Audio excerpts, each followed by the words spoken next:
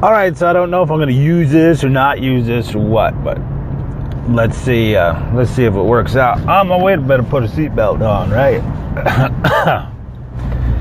Seatbelt on, and then let's talk a little bit about focus. This is Randy Stone here, on my way to City Recovery right now, even as we speak. So I'm looking at some notes. Proverbs 29:18 says, where there's no revelation, the people cast off restraint, but happy is he who keeps the law.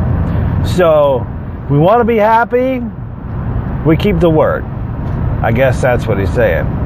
Or is he saying, if you don't have any revelation, you'll cast off restraint, which restraint keeps you focused on where you're going, and if you have focus, you'll know what to throw out and what to take, right?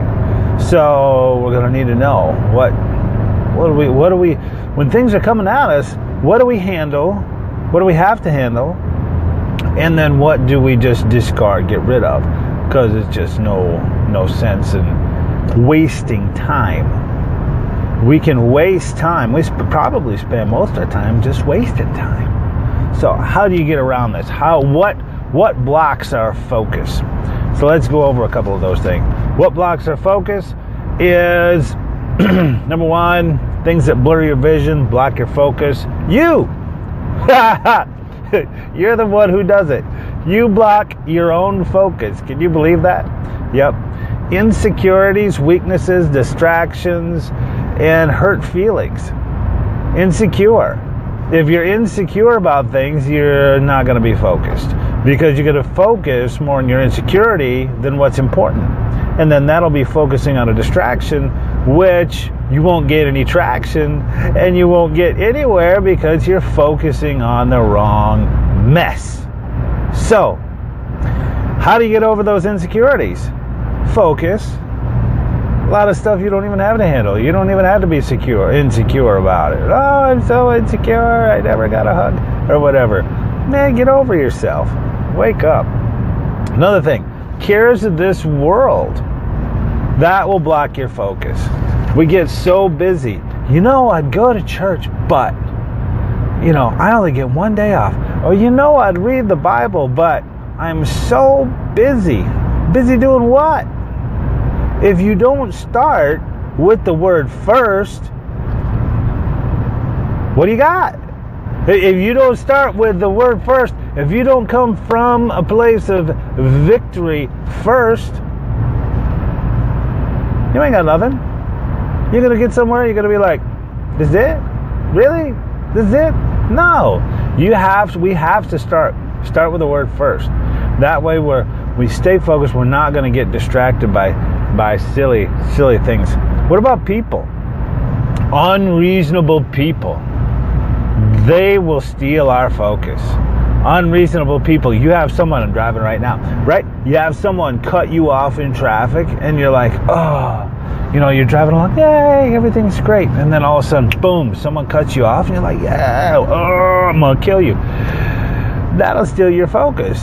That'll make you double-minded instead of thinking on whatever's good, lovely, just, good report. We don't think of those things. We think of how, you want to run that guy off the road. Unreasonable people at work. Well, I tried to talk to them. I tried to work things out, but they just don't want to.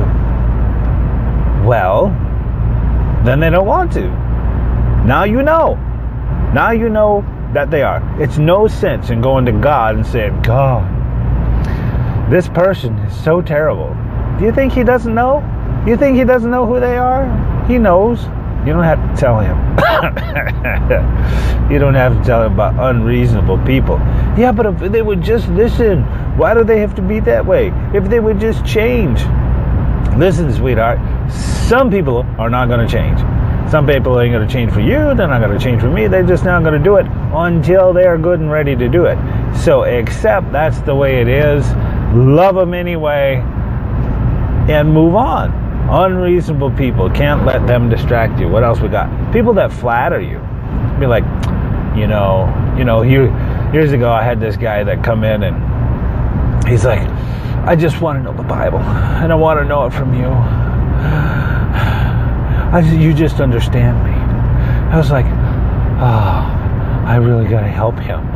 And so he ended up being one of the worst rascals. He's dead now, but he ended up being one of the worst rascals I ever dealt with. Don't put up with flattering people. If they're telling you how good you are right now, just give them time, and they're going to tell you how bad you are later on. If this is great, it has to be. They have to put their focus on Jesus Christ, not us. If they put their focus on us, man, that's a kiss of death right there. You cut yourself off from your focus, thinking, look what I've done. I'm so amazing. It ain't amazing. The only thing that's amazing about us is grace. We had the grace to live through the mess that we're living through, right? Yep. Let's see. Flatterers. See, that's one more thing with flatterers. If they flatter you now, then they build you up. Then you need that flattery to continue. But if they don't build you up, if they don't make you, they can't break you. I'll say it again. If they don't make you, they can't break you. So don't pay any attention to flatterers. Don't pay any attention to criticism. Stay focused on what God has called you to do, period. That's it. All right, next one. Comparison. Looking around, it's not such a big deal when you're like 20, but when you're like 25 or 30 or 40, 50, you start to compare. You look at somebody else. Well, look where they are. Look where they are. That is a load. That is a load right there. We cannot compare with one another, because then we become competitors, and it's just impossible. No one has been handed the same mess that you were handed. Nobody was handed this. If you were given not very nice lot in life, somebody else might have started out, way ahead. God bless them.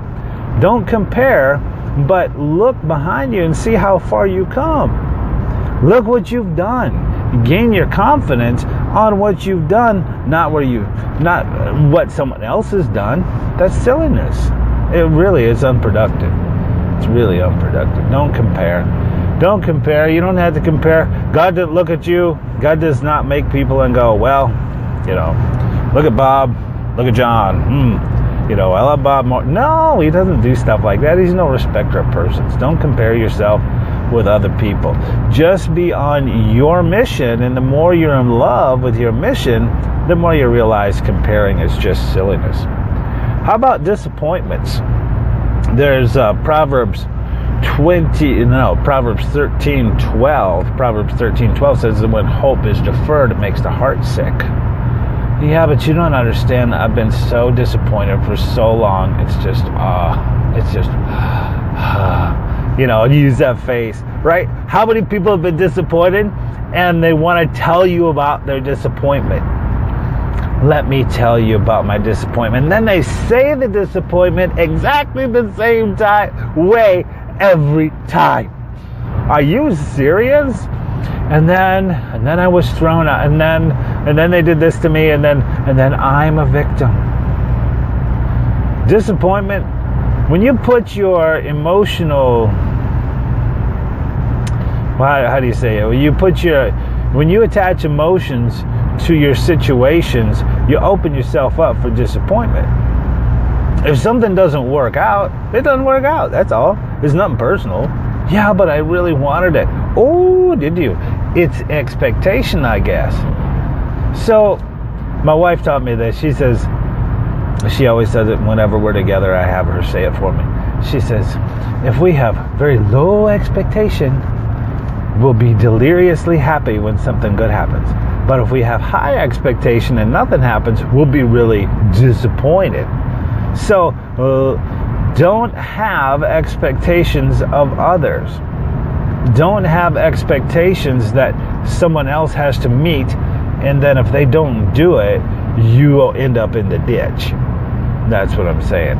You can't allow the situation, because what's happening is the situation is controlling you. The situation is controlling your life. And when the situation controls your life, then you open yourself up to lose your focus. Oh, what does it matter anyway? I'm not going to make it. What? Are you kidding me? Stay focused. Keep your eyes on the prize. When, Peter jumped out of that boat and he says, "Hey, Jesus, let me come to you." He kept his eyes on Christ. As he did, he was able to walk on the water. Well, if we keep our eyes on Christ, if we keep our eyes on our focus, on our vision, we're able to jump out of the boat and walk on water. That's a good thing. I like walking on water. I like doing the impossible. Oh, this can't be done. Well, with faith, all things are possible. So, what are you going to do? Talk to God. If you lack wisdom on a thing, how do you keep your focus? Talk to God about it. Say, "God, man, what are we going to do here?" "Well, what? I know you didn't get me this far to fail, so what are we going to do?" Talk to him. Let him talk back to you. He probably will. What else are we going to do? Talk to yourself. Say, "Man, I didn't get this far to fail. I ain't quitting. I ain't giving up. I'll never surrender. I'm going to see this thing through. I will see it through." When you hear yourself say things, you believe it. If you say, "Oh, I just can't take it anymore," well, you'll probably quit. But if you say, "I don't care what happens, hell or high water," that's what my grandma used to say. "Come hell or high water, we're going to, hell or high water." There's a movie out called Hell or High Water. Go for it. Keep going. 1 foot in front of the other. 1 foot in front of the other until you see this thing change. You got to realize greater is he in you than he that's in the world. Right? Right. Of course I'm right. Admit what you're called to do. What are you called to do? Are you called to change something? Are you called to go somewhere? Are you called to, own it? Own it. Just don't say, "Oh, someone else will do it." Other people are waiting on you to release your potential. Other people wait on us to release our potential, and if we don't, they suffer. That's selfish. If we don't release our potential, other people are going to suffer. Look at the tragedies that you can prevent. I'm serious. You can prevent tragedies. Yes, all of us can do that.